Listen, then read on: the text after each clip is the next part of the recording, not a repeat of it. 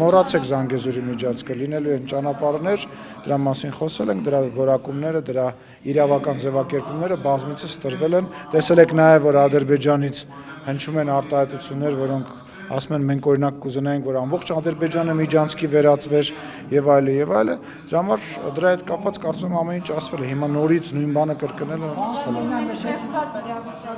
է։ Լուսինե ջան, ես քաղաքական առումով եմ ասում մոռացեք եւ ռազմական առումով էլ արդեն ռազմական գերատեսչության ղեկավարը կպատասխանի, այդ խոսակցությունը փակված է եւ այդ խոսակցությանը վերադարձ ոչ այն ժամանակ ա եղել, ոչ հիմա կա, ոչ էլ ապագայում կարա լինի, դրա հետ կապված իրանք հայտարարություն են արել, մենք մեր դիրքորոշումը ասել ենք, իրանք զարմանքով են մոտեցել, Ադրբեջանի նախագահը ասել է ես զարմանում եմ ընդհանրապես դուք ինչի եք դրանից այդպես վատ վերաբերում, Ադրբեջանի պաշտոնյան, որը որ զբաղվում է իրենց արտաքին քաղաքականությամբ եւ հանդիսանում է իրենց նախագահի խորհրդականը, ասել է որ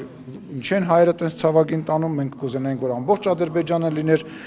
միջանցք, իսկ հայկական կողմը ասում է որ այո Հայաստանի Հանրապետությունով կարող են անցնել տրանսպորտային միջոցներ, Հայաստանի Հանրապետության ինքնիշխանության իրավազորության ներքո եւ այդ դրա հետ կապված ներկայացվել է խաղաղության խաչմերուկ ծրագիր, այդ խաղաղության խաչմերուկ ծրագիրը քննարկվում է տարածաշրջանի բոլոր երկրների հետ եւ ոչ միայն տարածաշրջանի բոլոր երկրների հետ եւ Հայաստանի Հանրապետությունը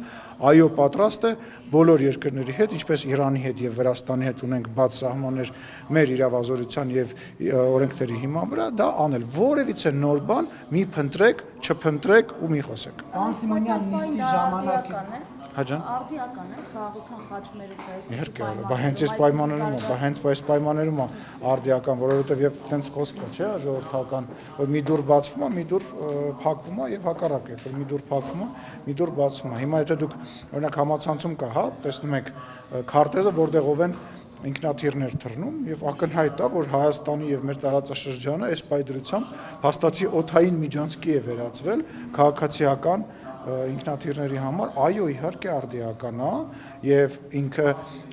նաեւ արդիական է այն առումով, որ դա ոչ միայն տնտեսական իմաստ ունի, դա նաեւ անվտանգային իմաստ ունի, որովհետեւ այդ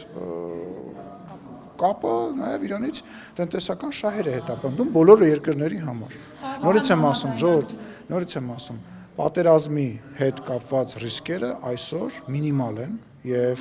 մենք պետք է աշխատենք, որ ընդհանրապես այն չեզոքացնենք եւ Հայաստանի Հանրապետության կառավարությունը այդ ուղղությամբ գործուն քայլեր է անում